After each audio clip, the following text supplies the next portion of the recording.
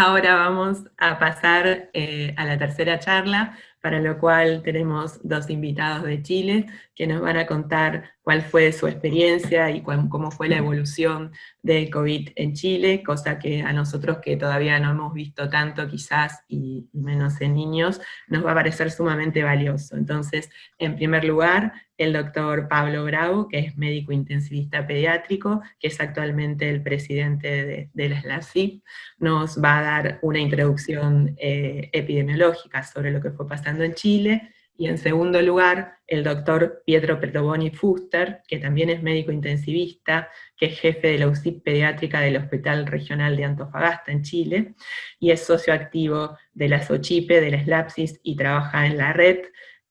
Nos va a hablar un poco de la experiencia en Chile. Así que, Pablo, muchas gracias por participar y por contarnos tu experiencia. Claudia, ¿me escuchan bien? Perfecto, se escucha. ¿Querés compartir tu Perfecto. pantalla?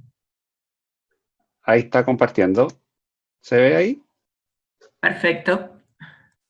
Muy bien. Bueno, muchas gracias en primer lugar por la invitación. Importante, vamos a ver un poquito de la evolución de SARS-CoV-2.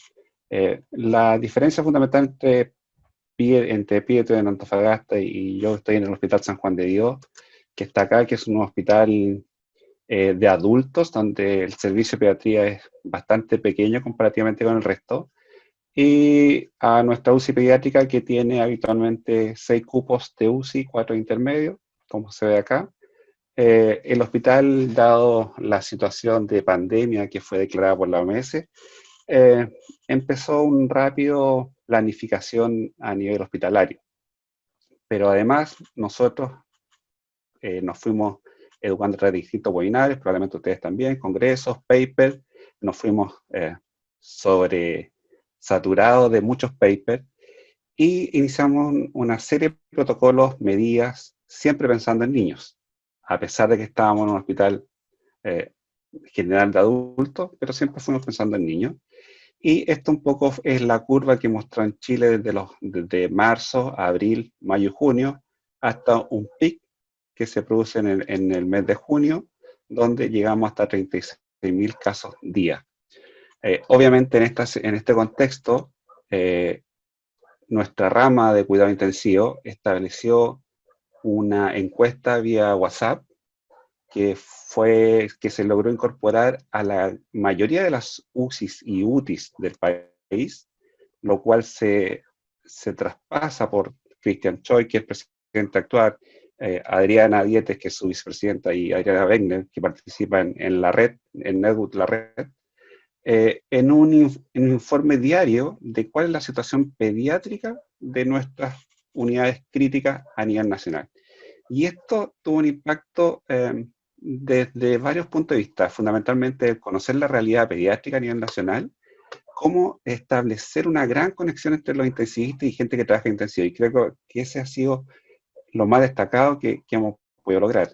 A la vez también, adultos también llevan encuestas diarias de distintos parámetros de ocupación, de ventilación mecánica, una serie de datos que probablemente se van a traspasar en un futuro en una gran experiencia.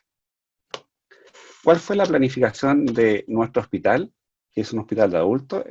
Basalmente, o en términos no COVID, está la urgencia, la UCI adulto, tiene una UCI coronaria, una UCI quirúrgica y los distintos intermedios, que la planificación fue ir aumentando o complejizando las camas en la medida que se fueran requiriendo. Y así, inmunosuprimido pasó a ser un intermedio, los pabellones centrales, que en el hospital hay dos tipos de pabellón, un pabellón ambulatorio y un pabellón central de los hospitalizados, en donde el pabellón central se transformó exclusivamente en pacientes UCI COVID. Y obviamente la complejización de intermedios. Esa fue la primera etapa, pero ya posteriormente, después que siguió Pabellón aumentando sus cupos, entramos nosotros como UCI a complejizarnos. Incluso el pabellón de hemodinamia finalmente también se abrieron como camas de UCI y se siguieron estableciendo distintos niveles de atención. Obviamente la UCI adulta eran los niveles más complejos y pabellón central también, y nosotros fuimos al comienzo una especie de salida de los pacientes traqueotomizados, para manejar winning, manejo de delirio, y también nos tocó en algunos casos, algunos pacientes agudos.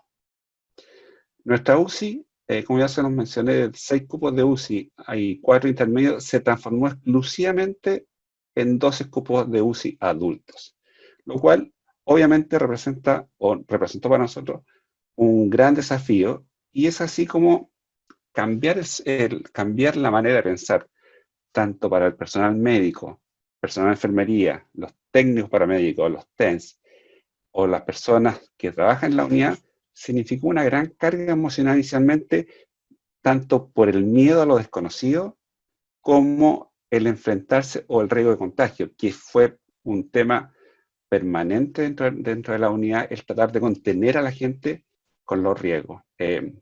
Por suerte, en nuestro hospital nunca nos faltaron las precauciones, las EPP, para cumplir todas las precauciones instauradas por nuestro comité. Obviamente, la ansiedad que produjo el estar esperando pacientes, estos son los ventiladores antiguos que nosotros teníamos, más ventiladores nuevos que llegaron al hospital y más personal nuevo que se fue incorporando.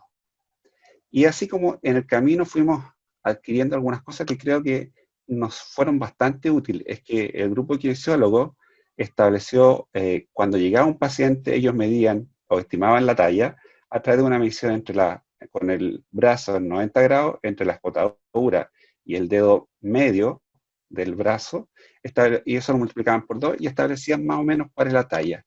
Y así con la talla, más o menos, uno establecía el peso ideal y a la vez establecía los volúmenes corrientes de 6 y 8 ml para cada paciente, lo cual, desde el punto de vista práctico, fue bastante útil. Además, siendo la unidad nuestra bastante,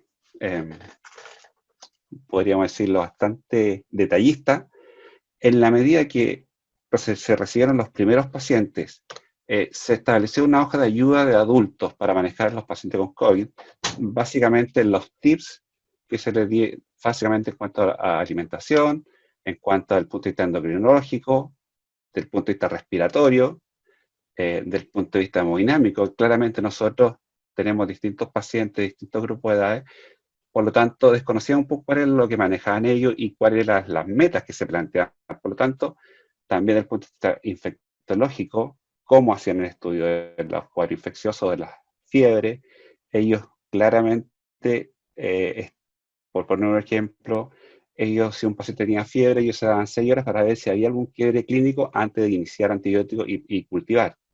Obviamente, la pseudoanalgesia, que es un tema muy importante en cuidado intensivo, desde el punto de vista hematológico, como ya se mencionó en charlas previas, qué dosis y cuánta dosis y con qué criterio iniciábamos la heparina bajo peso molecular. Por lo tanto, fueron tips que nos sirvieron para el manejo diario. Muy importante fue, en cuanto a la sedación, llevar un protocolo guiado por metas, básicamente por SAS, que es una escala de sedación que ocupan los adultos, buscando un SAS 3-4. Este protocolo se basó en un estudio, en un trabajo, en un diplomado de enfermería, y esto era guiado por enfermería. Por lo tanto, enfermería era quien guiaba la sedación y se basaba en escalones. Esto en escalones que tienen que ver fundamentalmente para que cada escalón se relacionaba con un nivel de droga. Y en esto también nos fue muy útil Rodrigo Alarcón, que es nuestro químico farmacéutico, quien estableció en Excel las distintas combinaciones de los fármacos y con el peso del paciente, que nos da un poco a qué ml hora y a qué ml hora, según el escalón, da la droga para la sedación. Y esto fue bastante útil, ya que, dado que como dosis pediátrica nosotros ocupamos dosis muy pequeñas y en adultos era bastante distinto, y además que a enfermería le permitió posicionarse en el manejo del paciente crítico. Acá está un ejemplo en que tenemos los distintos escalones que van del 1 al 12, con fentanilo, basado en analgesia a la sedación, y el midazolam. Y acá un poco un ejemplo en que los distintos escalones para distintos pesos del paciente son las gamas que corresponden. Lo otro importante es que en adultos también nos basamos mucho en manejo de la hiperglicemia, en las recomendaciones de la Sociedad Chilena de Diabetología. Y también acá, que establecía manejo según algunos algoritmos, pero acá también, en cierta medida, el Rodrigo también nos creó un Excel, que también uno podía introducir el dextro o la glicemia actual y la previa, y nos daba más o menos nos indicaba hacia qué valor irnos y hacia qué algoritmo irnos, ya sea algoritmo 1, 2, 3 o 4, dependiendo los niveles de glicemia, lo cual esto también ayudó bastante a nuestro manejo. También creamos una guía rápida de los exámenes y cada cuánto le íbamos a solicitar, cuáles eran los aportes calóricos según las fórmulas usadas en adultos. Obviamente estos pacientes, si después de un tiempo no se logra avanzar en la actuación, iban a la traqueostomía, por lo tanto también se estableció un checklist para estar preparado cuando viniera el equipo de adultos, hacer la traqueostomía, ya que nosotros en pediatría es una técnica que nosotros no la realizamos. Por lo tanto, se estableció un checklist para tener todo disponible cuando se venía a establecer la traqueostomía. ¿Qué enseñanzas nos dejó esta experiencia? Obviamente, las comorbilidades asociadas de los pacientes con COVID grave, que diabetes, hipertensión, obesidad, gran porcentaje de los pacientes eran obesos, y obviamente otras condiciones. Importante la presencia del delirio, casi un 77% por distintos factores, fundamentalmente el uso de benzodiazepina, problemas de desconexión, y claramente este artículo se lo recomiendo, está muy bueno en cuanto a cómo prevenir y cómo manejar el delirio. Acá está lo que ayuda bastante, son las videollamadas que se establecieron en el hospital y a nivel nacional. Y otra cosa que se muestra acá es que en cada paciente teníamos el peso real y el peso ideal para poder establecer las dosis de los fármacos y obviamente el peso ideal para la ventilación mecánica. Obviamente también, como Javier, si no se está todavía conectado, mi área de expertise es la ecografía. Obviamente son pacientes que nos pueden ayudar desde el punto de vista a establecer procedimientos distintos en personas capacitadas. Y es un poco acá, haciendo un paciente que le iba a hacer una unidad de reclutamiento, evaluar desde el punto de vista cardíaco en prono, cómo está su ventrículo derecho, si necesita volumen, etc. Y también acá estamos colocando un percutáneo para un paciente de larga data que necesitaba una infusión de insulina que era difícil de pinchar en prono, lo cual lleva sus dificultades, pero son experiencias que uno va adquiriendo y que nos son útiles. También aprovechamos mucho de colocar subclavio con ecografía, ya que en pacientes pediátricos pequeños es muy difícil, pero en adultos, en niños más grandes, oncológicos, podría ser una buena alternativa. Por lo tanto, nos dio la oportunidad de adquirir ciertas destrezas que en pacientes pediátricos hubiera sido de riesgo. Esta es una publicación de Pablo Cruce que describe algunas medidas de preparación, como está el reclutamiento de nuevo personal, traslado de niños a riesgo subhogario, o que fue lo que nosotros hicimos, educación, cápsula educativa, que la Sociedad Chilena de Medicina Intensiva estableció junto al Ministerio de Salud una serie de conferencias, el entrenamiento de feedback, adaptación de recursos disponibles, preparación psicológica muy importante, ya que es muy agotador y el estrés es bastante alto, y obviamente establecer liderazgo en grupo y en turno.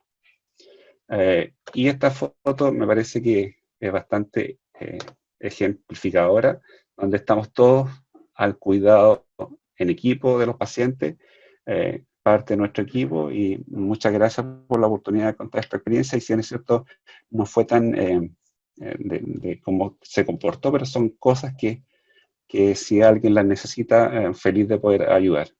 Voy a dejar con usted ahora a Pietro, que nos va a contar la experiencia que tuvieron en Antofagasta. La unidad de Pietro tiene la característica que inicialmente en la pandemia vio pacientes pediátricos, pero en la medida que los casos de adultos fueron aumentando, prácticamente se transformó en una unidad de adulto, por lo tanto tiene las dos visiones, y me parece que eso es importante de transmitir.